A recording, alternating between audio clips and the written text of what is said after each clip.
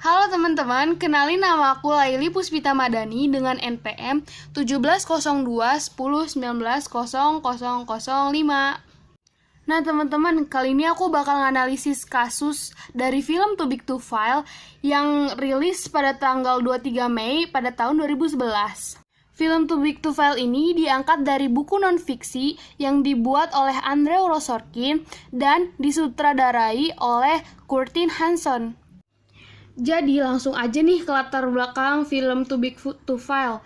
Latar belakang film ini sendiri merupakan sebuah kisah nyata yang terjadi pada tahun 2008. Kisahnya menceritakan tentang kejadian krisis keuangan yang terjadi di Amerika Serikat. Dari film ini juga memfokuskan pada sebuah tindakan yang dilakukan oleh Menteri Keuangan Amerika Serikat yang bernama Henry Paulson. Dari kasus krisis ekonomi global yang terjadi pada tahun 2008 memiliki sebuah potensi yang menjadi salah satu krisis terbesar di dunia setelah The Great Depression yang terjadi di Amerika Serikat pada awal tahun 1930.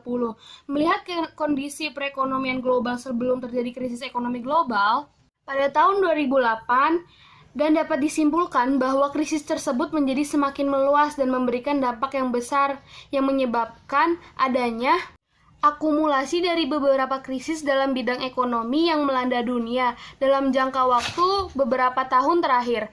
Setidaknya, ada dua krisis besar yang dapat disebut dalam jangka waktu 2 tahun terakhir, yaitu krisis peningkatan harga minyak mentah dunia dan krisis finansial di Amerika Serikat. Kegagalan Amerika Serikat dalam mengelola sistem keuangan membawa dampak berupa krisis keuangan dalam lingkup internal perekonomian Amerika Serikat.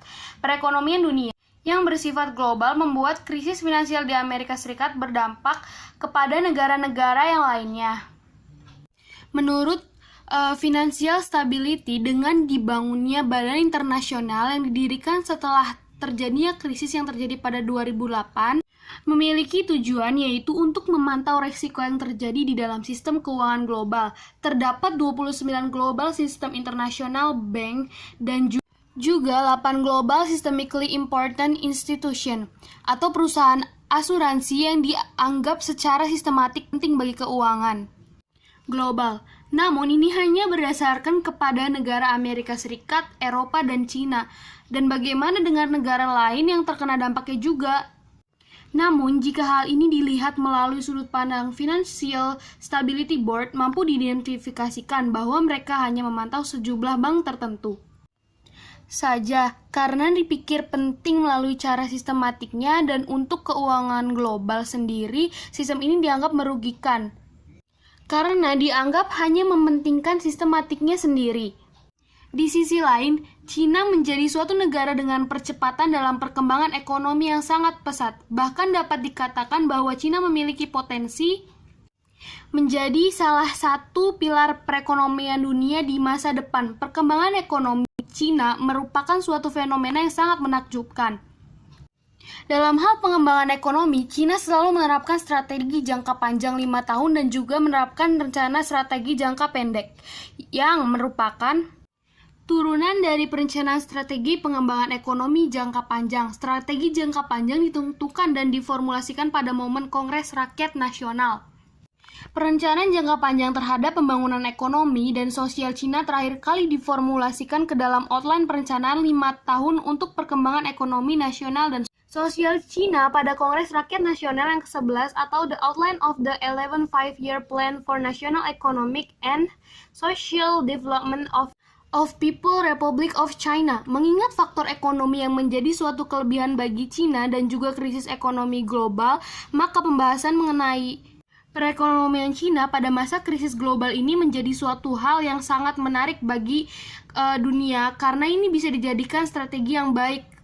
Dapat disimpulkan dalam suatu pemikiran tentang bagaimana suatu krisis ekonomi global secara tidak langsung berdampak terhadap suatu negara dan juga hubungannya dengan perencanaan dalam bidang ekonomi yang dilakukan oleh pemerintah, bahwa krisis ekonomi global mampu mempengaruhi perekonomian suatu negara dikarenakan adanya keterhubungan dalam bidang ekonomi antara negara satu dengan lainnya. Banyak bermunculan MNC dan melihat pola sistem ekonomi global merupakan suatu faktor yang mendukung terciptanya pola keterhubungan antar negara. Kehadiran MNC dengan pengaruhnya yang kuat serta didukung dengan kondisi perekonomian internasional yang sedang dilanda krisis membuat pemerintah harus melakukan perubahan atas kebijakan ekonominya. Sedangkan pemerintah memiliki suatu tanggung jawab yang sangat penting bagi terciptanya pertumbuhan ekonomi dan demi mempertahankan laju perekonomian dan jalan memformulasikan suatu kebijakan yang merupakan perencanaan dalam bidang ekonomi tersebut.